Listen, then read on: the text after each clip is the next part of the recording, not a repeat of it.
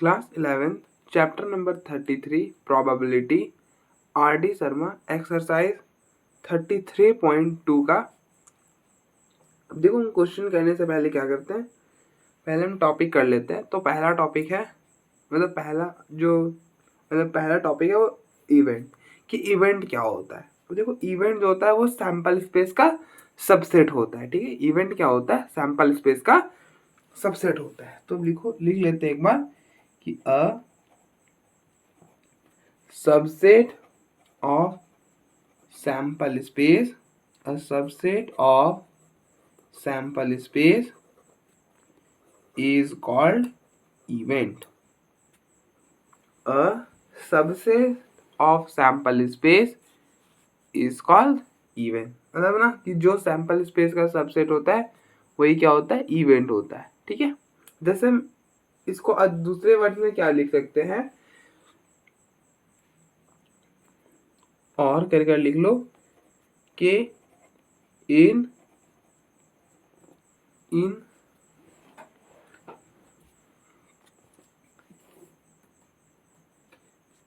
In other words, outcome or combination of outcome or combination of outcome is called event। कि मतलब जितने भी outcome है उनका जितना भी पॉसिबल कॉम्बिनेशन बना सकते हो, कॉम्बिनेशन बना लो, दैट इज कॉल्ड इवेंट। जैसे हम एग्जांपल ले तो when a die is thrown, कि ना अगर हमने एक पासा को फेंका तो उसका सैंपल स्पेस क्या होता है, उसका सैंपल स्पेस होता है 1 2 3 4 5 6। तो ये सैंपल स्पेस है। तो ये आउटकम्स है, इनका जितना भी पॉसिबल कॉम्बिनेशन बना सकते हो या फिर जितना भी सबसेट बना सकते हो। और टोटल नंबर ऑफ सबसेट कितना बना सकते हैं, 2 की पावर n।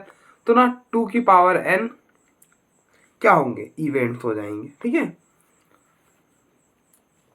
तो हेयर जैसे एग्जांपल ले लेते हैं, जैसे 1 3 4 3 2 etc आर इवेंट्स। ये क्या है, इवेंट्स है। क्यों, क्योंकि ये सबसेट्स हैं सैंपल स्पेस के। ठीक है,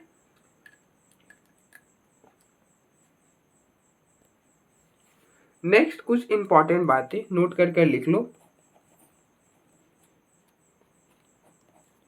पहला कि phi is also a subset of S. आपको पता है कि फाई जो होता है वो तो हर का सबसेट होता है, तो phi is also a subset of S. So phi is an event, और फाई भी इवेंट हो जाएगा। अब देखो, आपको पता है कि फाई जो है वो हर सेट का सबसेट होता है। क्या होता है, फाई जो है वो हर सेट का सबसेट होता है। तो इस तरह से फाई क्या हो गया, एक इवेंट हो गया। और फाई इवेंट को हम क्या बोलते हैं, इम्पॉसिबल इवेंट। क्या बोलते हैं, इम्पॉसिबल इवेंट, जो कभी भी पॉसिबल ही नहीं है। ठीक है, अभी हम आएंगे कि अकरेंस ऑफ अ इवेंट क्या होता है। उसमें हम बोलते हैं कि अगर जैसे ये इवेंट है, ठीक है, ये कोई इवेंट है, अगर अकर करके मतलब इसके पॉइंट्स अगर आ गए तो ना ये क्या करेगा, ये जो इवेंट है, जैसे हम प्रोबेबिलिटी निकाल रहे हैं और उसमें 1 और 3 में से कुछ का भी यूज आ रहा है, तो क्या हुआ, ये इवेंट अकर कर गया। ठीक है, और फाई क्या, फाई में मतलब कि कुछ भी नहीं है ना, तो वो इवेंट कब अकर करेगा, कभी अकर नहीं करेगा, तो इसलिए वो इम्पॉसिबल इवेंट हो गया। ठीक है, सेकेंड कि S is also a subset of S is also a subset of S. S her set जो होता है वो खुद का तो सबसेट होता ही है। सो इसलिए एस भी जो होगा वो सबसेट होगा एस का। So S is called, so S is an event. तो इस तरह से एस भी इवेंट हो गया। और इस एस हम अगर एस इवेंट हो गया तो इस इवेंट को क्या बोलते हैं, श्योर इवेंट। क्या बोलते हैं, श्योर इवेंट। ये तो आकर होगा ही होगा।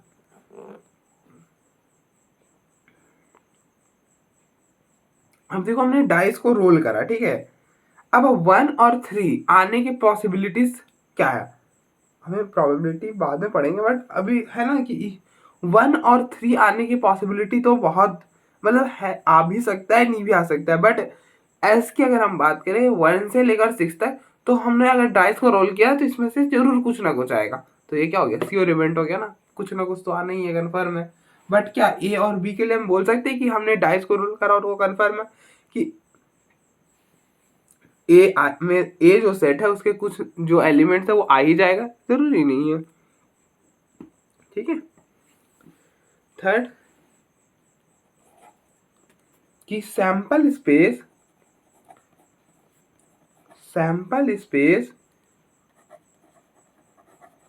Pledge the same role as the universal set.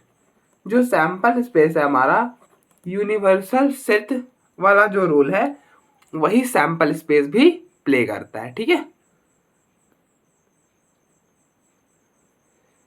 वही सैंपल स्पेस भी प्ले करता है। तो इवेंट पे जो डिस्कशन करना था इतना ही करना था। नेक्स्ट है occurrence of an event. Occurrence of an event कि हम कब कहेंगे कि वो इवेंट जो है वो अकर करा है, ठीक है। तो वही बात है कि जैसे ये एक इवेंट है a इज इक्वल टू 1,3। अगर हमने ये डाइस लिया, ठीक है, ये डाइस लिया और इसको रोल कर दिया और अगर इसने 1 और 3 शो कर दिया तो हम क्या कहेंगे कि ये जो इवेंट ए है वो अकर कर गया। आप फिर से सुनो मैंने क्या कहा कि हम डाइस को लेंगे, हमने इवेंट क्या लिया है 1,3, ठीक है। लेट अस सपोज कि हमने इवेंट ले लिया 1,3 और हमने डाइस को रोल करा, तो हम कब कहेंगे कि ये जो इवेंट है वो अकर करा है? हम तब कहेंगे कि ये इवेंट अकर करा अगर हमने डाइस को रोल करा और उसमें 1 और 3 में से कुछ भी आ गया, तो then we will say that कि the event A has occurred, ठीक है। तो बस इसी चीज को हम अंग्रेजी में लिख लेते हैं कि an event A associated to a random experiment, event A associated to a random experiment, associated to random experiment is said to occur if any one of the elementary element कि ना इनमें से कोई सा भी element, if any one of the elementary event associated elementary events associated to it is an outcome, to it is an outcome। वही जो मैंने आपको बताया बस वही लिखा हुआ है अंग्रेजी इंग्लिश में, ठीक है।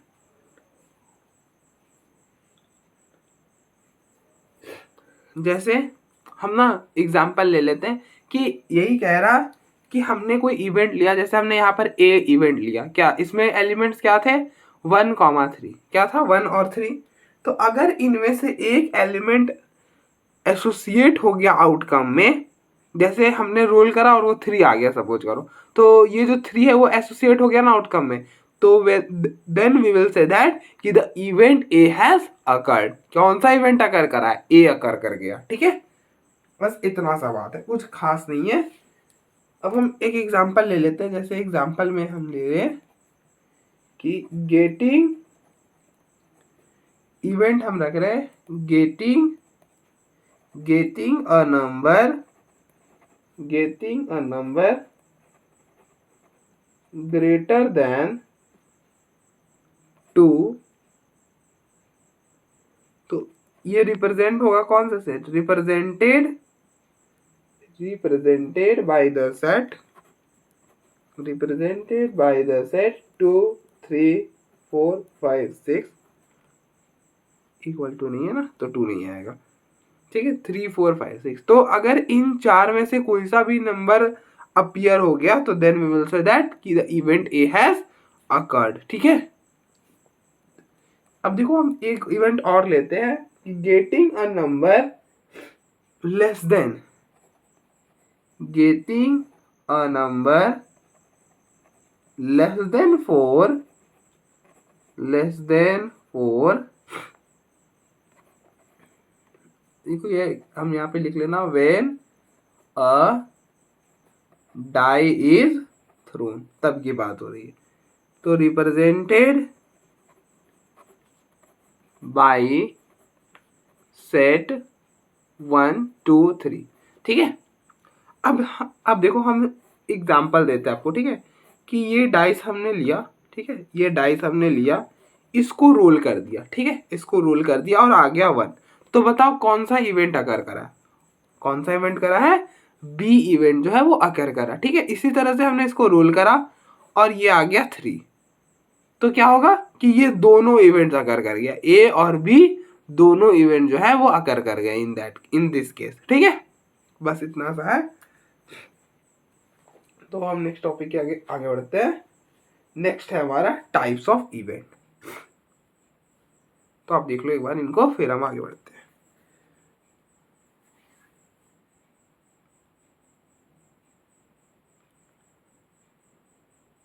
तो नेक्स्ट है टाइप्स ऑफ इवेंट। अब देखो हमने ना दो इवेंट पहले ही डिस्कस कर लिया टाइप में। पहला है इम्पॉसिबल इवेंट एंड दूसरा है श्योर इवेंट, ठीक है। तो उनको वापस से डिस्कस नहीं करेंगे। हाँ, उनके नाम है कुछ कि मतलब सर्टेन इवेंट, ठीक है। तो वो दो इवेंट तो हमने डिस्कस कर लिया। तो उसके आगे हम डिस्कस करते हैं। पहला है हमारा, पहला है सिंपल इवेंट या फिर इसी को हम कहते हैं एलिमेंट्री इवेंट। पहला है सिंपल इवेंट और एलिमेंट्री इवेंट, एलिमेंट्री इवेंट, ठीक है। तो देखते हैं क्या है। तो ना ये क्या है कि वैसा इवेंट जिसमें सिर्फ एक ही एलिमेंट हो, जैसे ये इवेंट, दिस इवेंट, वैसा इवेंट जिसमें नंबर ऑफ एलिमेंट्स 1 हो, that event is called simple event या फिर एलिमेंट्री इवेंट। तो इसको हम प्रॉपर वे में लिखते हैं एक बार कि ना एन इवेंट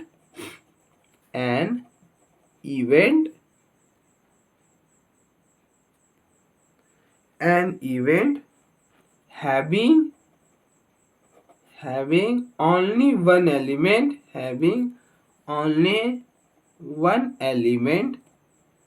element, या फिर और sample point, only one sample point is called simple event और elementary event, simple event और elementary event। जैसे एग्जाम्पल हम देखते हैं, example throwing a die,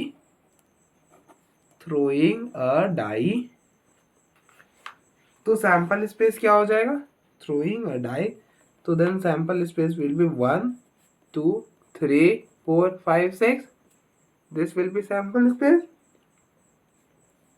then this type of interval जैसे 1 3 5 etc, मतलब जिसमें एक ही एलिमेंट हो, मतलब वैसा इवेंट जिसमें एक ही सैंपल पॉइंट हो, that event is called simple event या फिर एलिमेंट्री इवेंट, ठीक है। etc आर सिंपल इवेंट, ठीक है।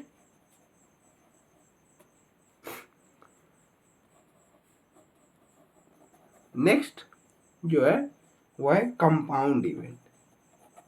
क्या होता है कंपाउंड इवेंट? तो कंपाउंड इवेंट क्या होता है?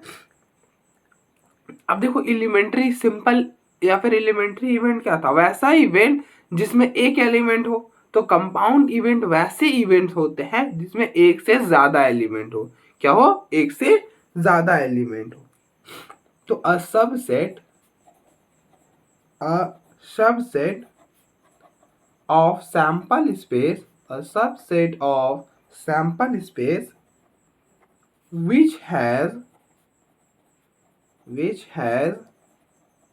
more than one point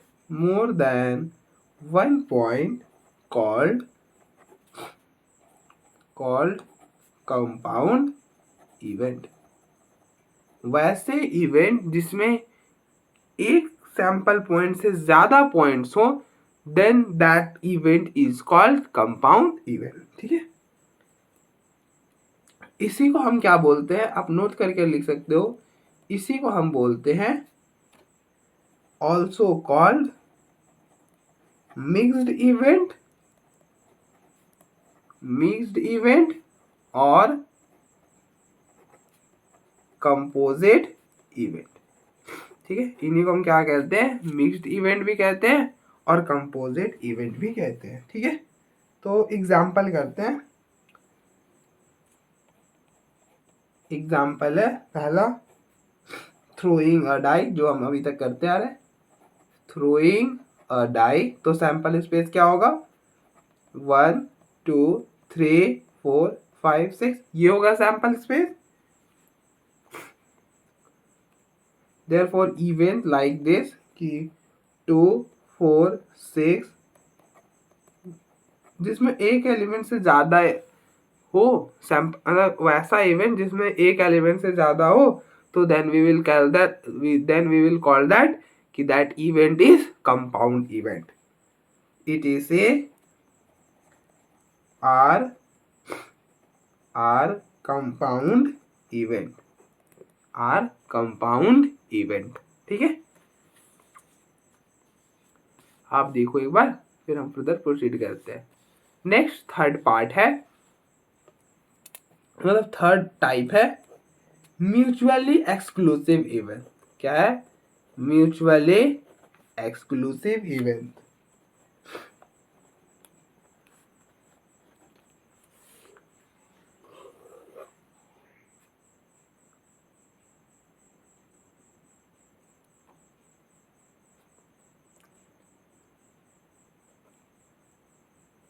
mutually exclusive event, तो वैसे दो इवेंट जिनका ना क्या हो? इंटरसेक्शन पाई आए।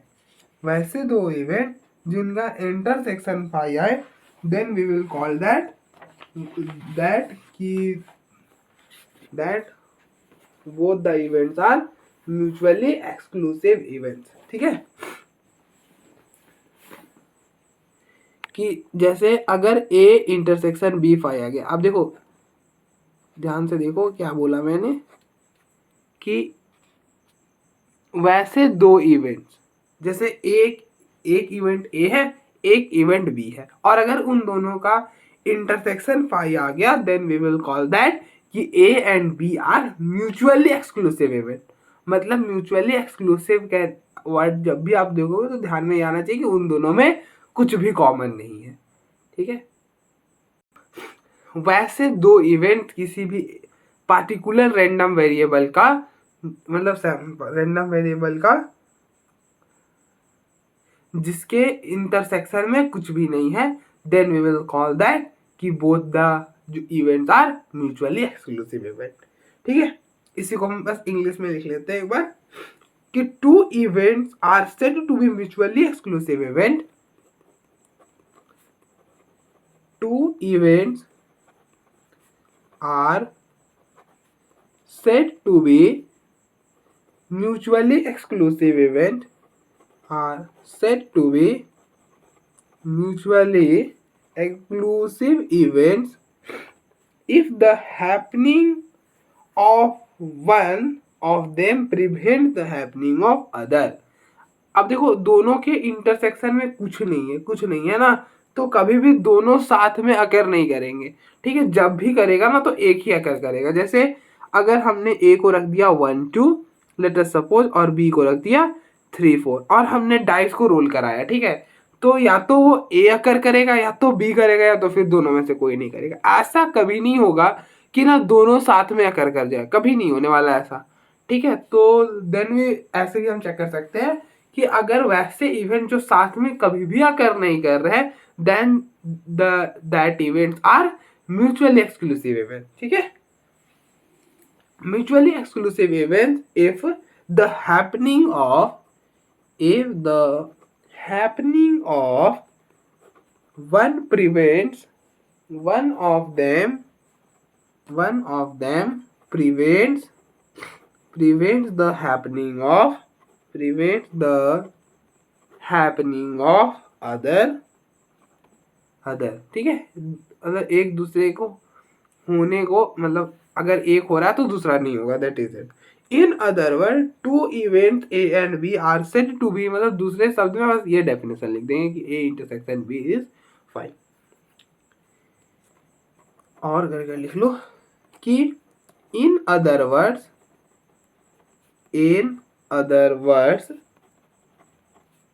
To events A and B are said to be mutually exclusive events,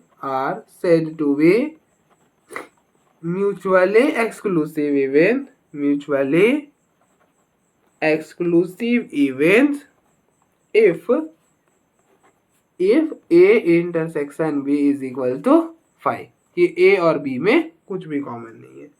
जैसे अगर हम एग्जांपल ले, थ्रोइंग अ डाई, ठीक है। तो जब हमने एक डाई को थ्रो करते हैं तो सैंपल स्पेस क्या होता है? सैंपल स्पेस होता है 1 2 3 4 5 6, ये होता है sample space. Then event A is equal to 1 2 और B इज इक्वल टू, हमने दो इवेंट कंसिडर करा, एक है जिसमें एलिमेंट्स है 1 2 और दूसरे में है 4 5 6 आर म्यूचुअली एक्सक्लूसिव इवेंट। ये दोनों म्यूचुअली एक्सक्लूसिव इवेंट क्यों है? आप देख लो, इन दोनों का इंटरसेक्शन निकालो, कुछ भी कॉमन नहीं है। अब निकालो इन दोनों का इंटरसेक्शन, देख लो कुछ भी कॉमन नहीं है। A which is equal to 1 2, B which is equal to 4 5 6 are mutually exclusive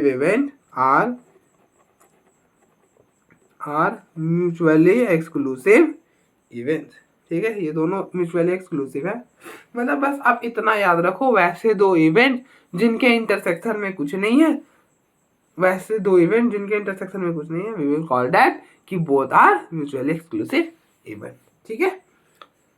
fourth है एग्जॉस्टिव इवेंट।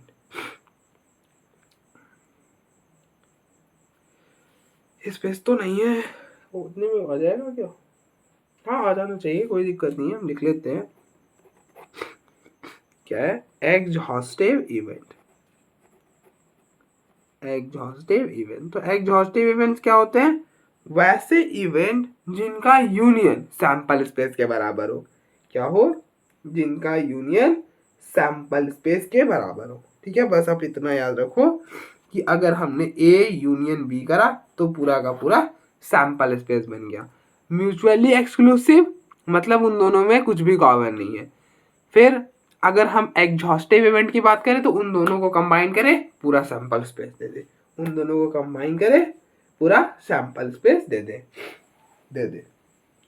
ठीक है।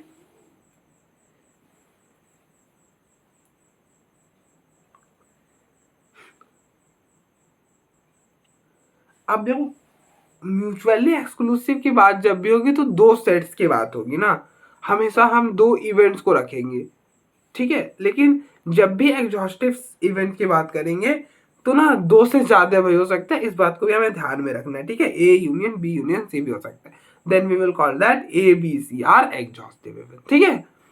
तो ऐसा कोई जरूरी नहीं है ना कि हम एग्जॉस्टिव इवेंट के केस में दो ही इवेंट्स एक साथ कंसिडर करेंगे, नहीं। लेकिन म्यूचुअली एक्सक्लूसिव में हम हमेशा दो इवेंट्स को एक साथ कंक्लूड करेंगे, ठीक है। ठीक है, दो को एक साथ रखेंगे।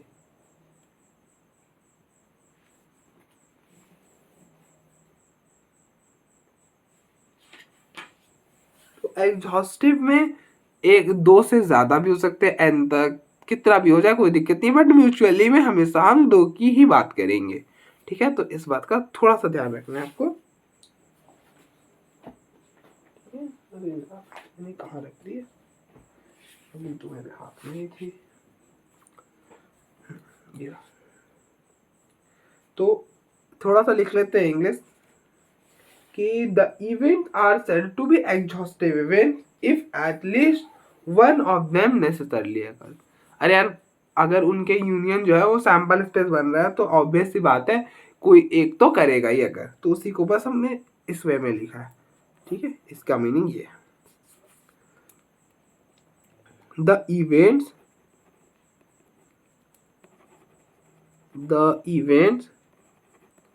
are said to be exhaustive events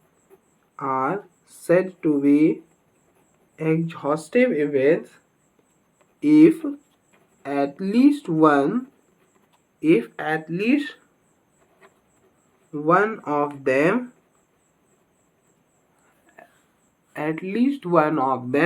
necessarily occurs. At least one of them necessarily occurs. ठीक है, मतलब दोनों में से एक तो इवेंट जरूर अकर करेगा। ठीक है,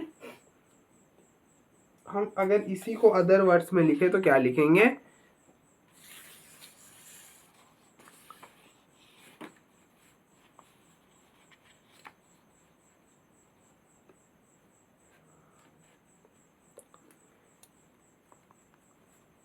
कि in other words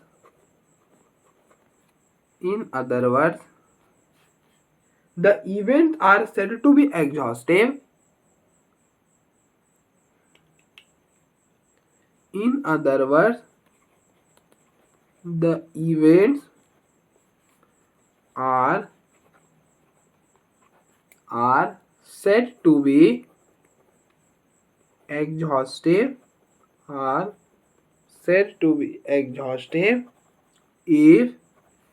if their union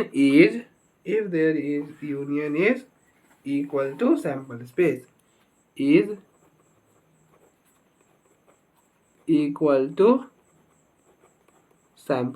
वैसे इवेंट जिनका यूनियन अगर सैंपल स्पेस बन गया then those events are called exhaustive event. जैसे एग्जांपल हम लेते हैं, सेम जैसे लेते आ रहे हैं, थ्रोइंग अ डाई, तो इसका सैंपल स्पेस होता है 1 2 3 4 5 6, then A which is equal to 1, 2, B equal to 2, 3, 4, 6 are exhaustive event। ये जो दो इवेंट्स हैं वो क्या है, एग्जॉस्टिव इवेंट्स है। क्यों, आप इन दोनों का यूनियन करके चेक कर लो, वो जो होगा वो सैंपल स्पेस के बराबर होगा। अब जैसे अब ए यूनियन बी कर ही लो तो क्या होगा 1 2, अब 2 यहाँ पर भी है तो रिपीट तो करते नहीं है, तो 3 4 5 6, अब देखो ये बन गया सैंपल स्पेस, तो इसलिए ए और बी क्या हो गया, ए और बी जो है वो एग्जॉस्टिव इवेंट्स है। ठीक है, तो आप देखो एक बार, फिर हम ना आगे बढ़ते हैं।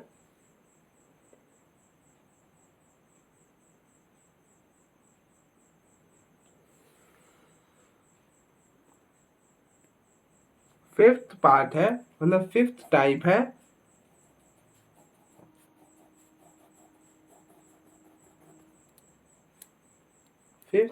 Mutually exclusive and exhaustive event.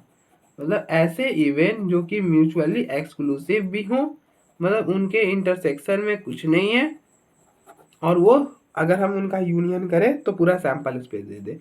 Mutually exclusive and exhaustive event. ठीक है,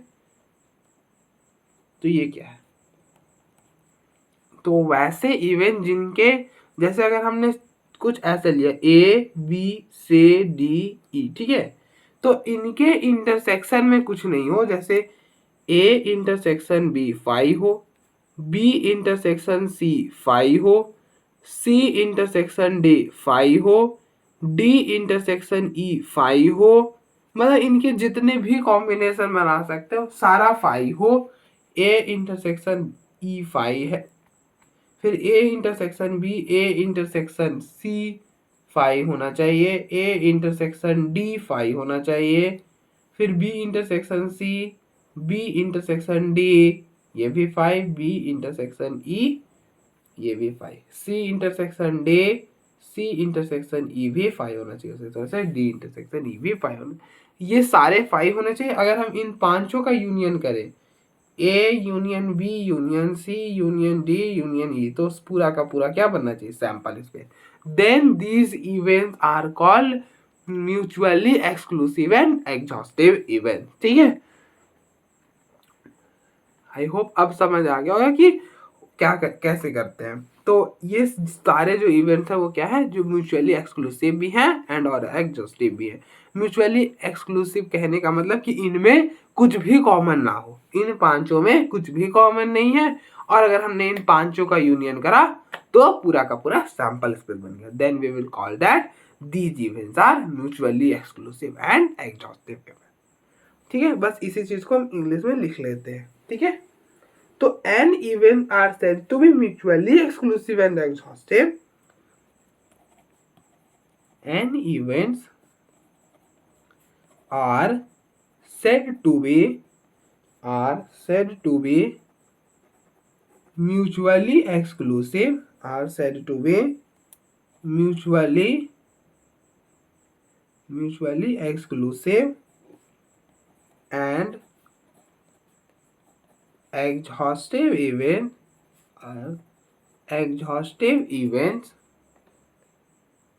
if they are pairwise mutually exclusive, if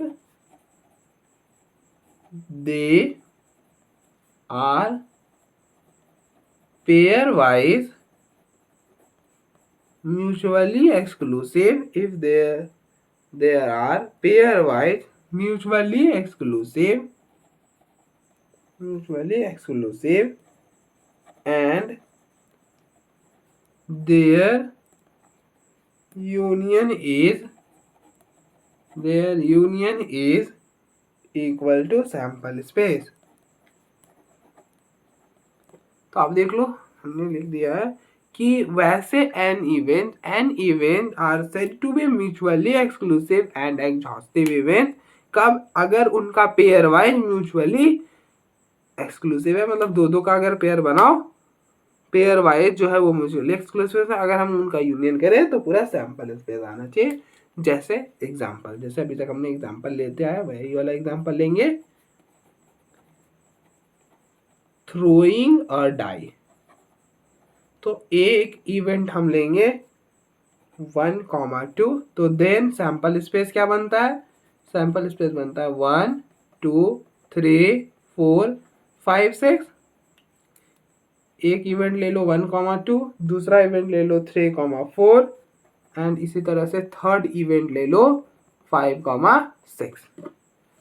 तो are mutually exclusive and exhaustive event. तो ये जो तीन इवेंट्स हैं वो क्या है? Mutually exclusive and exhaustive event. Are mutually exclusive and exhaustive event. ये जो सारे इवेंट्स हैं वो क्या है? Mutually exclusive and exhaustive events है। ठीक है, तो इस तरह से जो टाइप्स ऑफ इवेंट है उसका लास्ट बचता है, that is favourable elementary event या फिर फेवरेबल सैंपल पॉइंट्स। ठीक है, ये क्या होता है इसे भी हम देख लेते हैं। ऐसे ये इवेंट्स के अंडर नहीं आते। ठीक है, ये एक तरह का टॉपिक है, ये इवेंट्स के अंदर काउंट नहीं होंगे। तो यही 5, मतलब ये 5 मैंने जो इवेंट्स बताए और उधर 2 बताया था, that is impossible event and क्या श्योर इवेंट, ठीक है, वो 2 और ये 5, 7 टाइप के इवेंट्स होते हैं।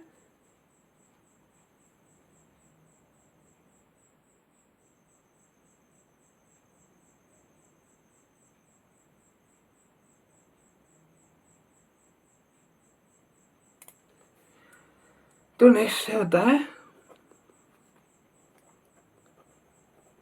फेवरेबल सैंपल पॉइंट,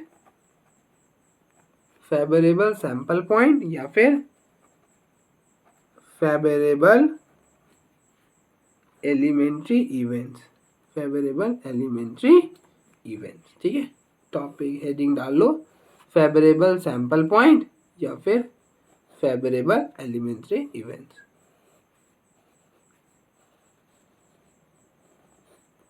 तो ये क्या होता है? तो वही वो जैसे कि कोई इवेंट है, जैसे ए कोई इवेंट है 1 4 5, ठीक है, और क्या है इसके फेवरेबल सैंपल पॉइंट क्या है 1 4 5, कि ना इस इवेंट को कौन अकर कराएगा, 1 4 5 में से कुछ आया तो ये इवेंट है जो, तो यही बस यही है क्या फेवरेबल एलिमेंट्री इवेंट। तो फेवरेबल एलिमेंट्री इवेंट्स क्या हो जाएंगे 1 4 5, बस ये हो गए ये इवेंट्स जो कि इसको अकर कराएंगे, और यही 1 4 5 क्या हो गया फेवरेबल सैंपल पॉइंट हो गया ए के लिए। बस इतनी को लिख लेना। तो लिख लेते हैं कि द सैंपल पॉइंट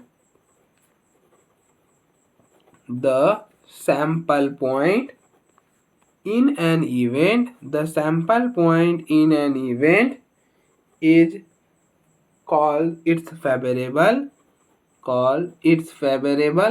इसके फेवर में है, मतलब इस अगर ये पॉइंट्स आएंगे तो ए अकर कर जाएगा, तो इसके फेवर में ही हुआ ना, is called its favorable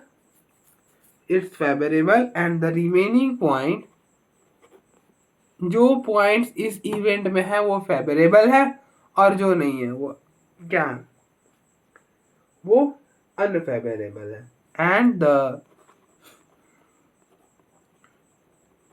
and the remaining point of the sample space and the remaining point of sample space are called unfavorable to it, ठीक है। the remaining sample point of sample space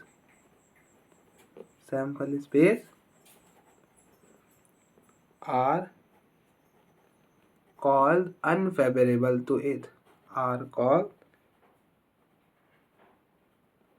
unfavorable to it, ठीक है। कि the sample point in an event is called its favourable, कि जो sample point उस event में है वो फेवरेबल होंगे, और उसके अलावा जो सैंपल स्पेस में जो पॉइंट्स रह गए वो क्या हो जाएंगे अनफेवरेबल हो जाएंगे इस पार्टिकुलर इवेंट को लेकर, ठीक है।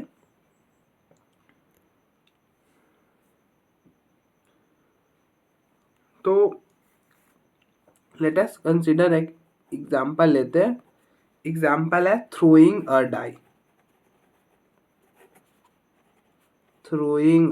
डाई, तो सैंपल स्पेस क्या बनता है 1 2 3 4 5 6, ठीक है। उसका एक इवेंट ले लो आप, क्या हम कोई सा भी एक इवेंट ए कंसिडर कर रहे हैं जो कि 1 2 5 है, ठीक है। बी एन इवेंट हियर, जो ये 3 पॉइंट्स हैं इस इवेंट के वो क्या होंगे फेवरेबल पॉइंट होंगे, और जो सैंपल स्पेस में इस 3 के अलावा जो पॉइंट रह गए हैं वो क्या हो जाएंगे अनफेवरेबल, ठीक है। Here 1 2 5 are favourable and 3 4 6 are unfavorable to event A। 3 4 6 जो होंगे वो अनफेवरेबल होंगे इस इंटरवल, मतलब इस इवेंट ए के लिए। ठीक है, तो हो गया कंप्लीट ये भी।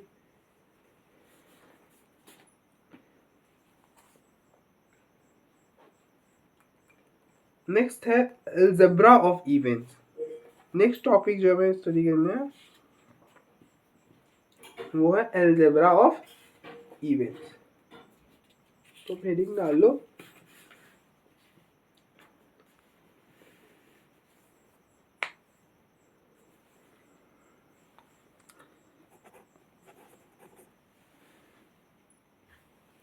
Algebra of events.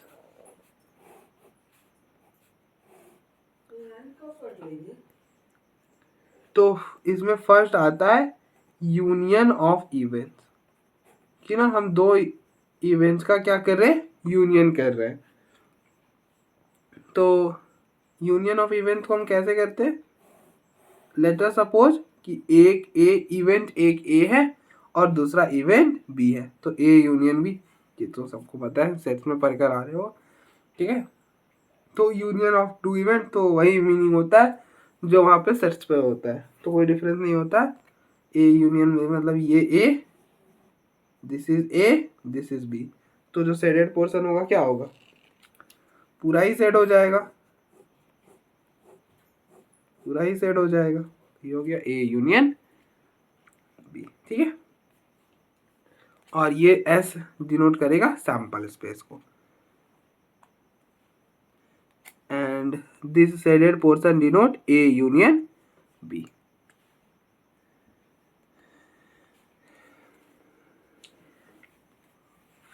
तो आई होप ठीक है हो गया होगा। इस पर एग्जाम्पल क्या ही करना,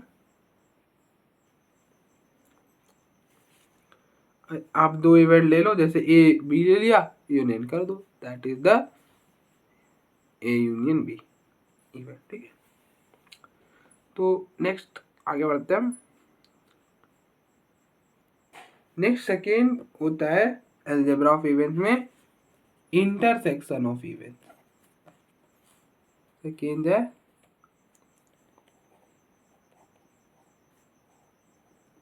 इंटरसेक्शन ऑफ इवेंट्स। क्या, इंटरसेक्शन ऑफ इवेंट्स। तो ये जो हम स्क्वायर से डिनोट करते हैं ये क्या होता है, सैंपल स्पेस। आप देखो एक इवेंट ले लो ना, 1 2 3, बी को इवेंट ले लो 3 4 5, ए इंटरसेक्शन बी कर दो, तो ये क्या बना, इंटरसेक्शन ऑफ इवेंट्स। ठीक है, बस इतना सा करना है। तो सर्कल्स क्या डिनोट करता है, सबसेट डिनोट करता है, तो ये ए ये बी, तो ए इंटरसेक्शन बी क्या होता है, ए इंटरसेक्शन बी, ये वाला पोर्शन होता है। ठीक है, this portion is called A intersection B. ठीक है, बस इतनी सी। तो ये हो गया अलजेब्रा ऑफ इवेंट भी हो गया हमारा। नेक्स्ट होता है नेगेशन ऑफ एन इवेंट। देखो नेगेशन ऑफ एन इवेंट क्या होता है, negation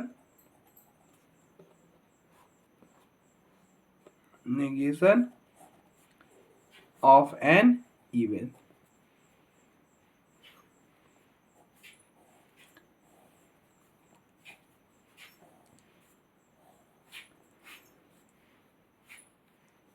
Let A be an event, let A be an event, then not happening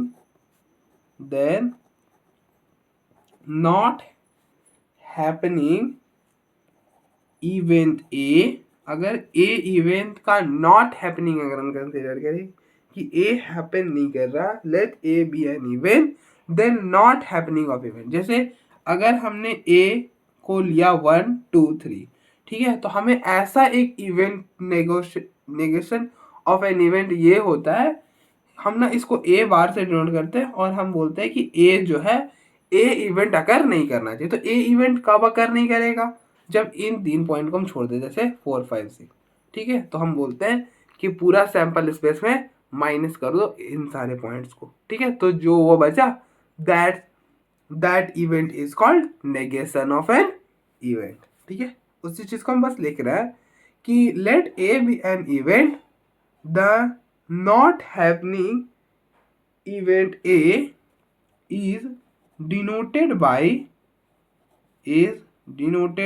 A bar, A per bar, and is called negation of an event, और इसी को हम क्या कहते हैं, और कॉम्प्लीमेंट ऑफ एन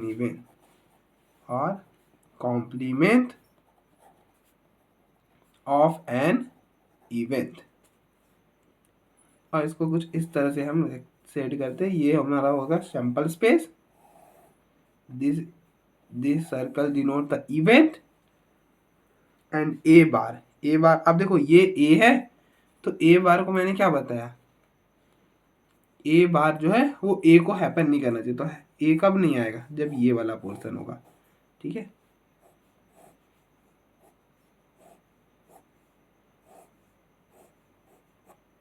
तो दिस डिनोट्स ए बार, ठीक है, कि पूरे सैंपल स्पेस में ए हटा दो तो वही क्या हो जाएगा, नेगेशन ऑफ द इवेंट ए, या फिर that event.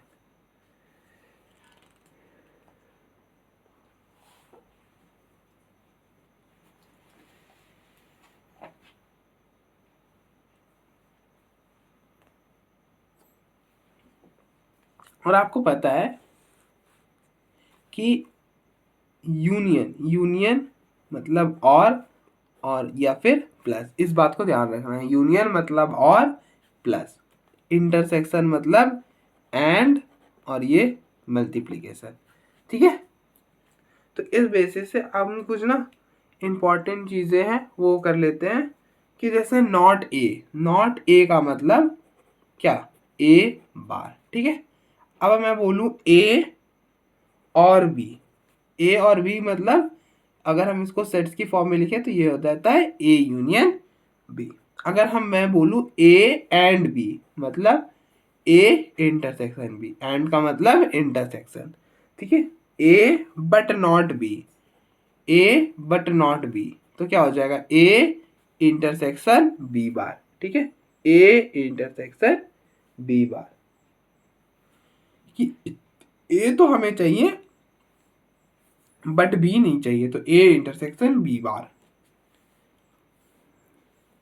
Neither A nor B, तो क्या हो जाएगा, ए बार इंटरसेक्शन बी बार, या फिर इसी को हम क्या बोलते हैं, ए यूनियन का होल बार, ठीक है। नाइदर ए नॉर बी मतलब ना तो ए चाहिए एंड ना ही बी चाहिए, ठीक है। फिर at least one of A B C. अब एट लीस्ट भी यूनियन किस में यूज होता है, at least, intersection at most, ठीक है, इस बात का ध्यान रखना है। फिर से एक बार, तो ये हो जाएगा A union B union C, exactly one, तो exactly one of A and B, तो ये क्या हो जाएगा, ए इंटरसेक्शन बी का कॉम्प्लीमेंट यूनियन बी मतलब बी इंटरसेक्शन ए का कॉम्प्लीमेंट, ठीक है। एग्जैक्टली वन, तो आप देखो इस केस में ए आ रहा है बी नहीं आ रहा है, ऐसा भी तो हो सकता था ना कि बी आ रहा हो ए ना आ रहा हो, ठीक है, तो ऐसा हो सकता था, ऐसा भी हो सकता था, और आ रहा है ना, तो और मतलब उनका यूनियन, ठीक है। फिर all three of A B and C,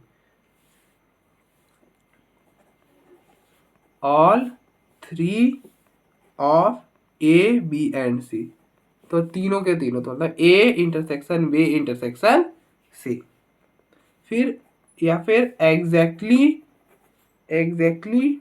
to of A B and C, कि इन तीनों में से सिर्फ दो ही आना चाहिए, तो क्या करेंगे, तीसरा को कॉम्प्लीमेंट लगा देंगे, जैसे ऐसे A intersection B intersection C. कि सी नहीं आ रहा, अब ऐसा भी तो हो सकता था कि बी नहीं आ रहा हो, फिर ऐसा भी हो सकता था कि ए भी नहीं आ रहा हो, तो ऐसा ही कर लो, ए इंटरसेक्शन बी का complement intersection C union A complement intersection B intersection C. ठीक है,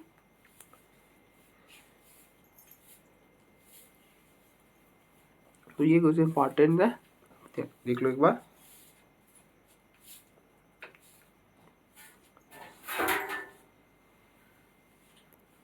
तो ना टॉपिक सारा कंप्लीट हो गया है, नेक्स्ट एक्सरसाइज स्टार्ट करते हैं। अब देखो एक बार, तो नेक्स्ट डे ही होगा।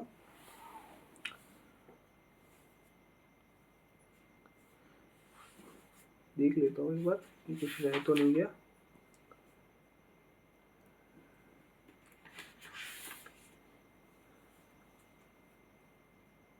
ये सारा हो गया।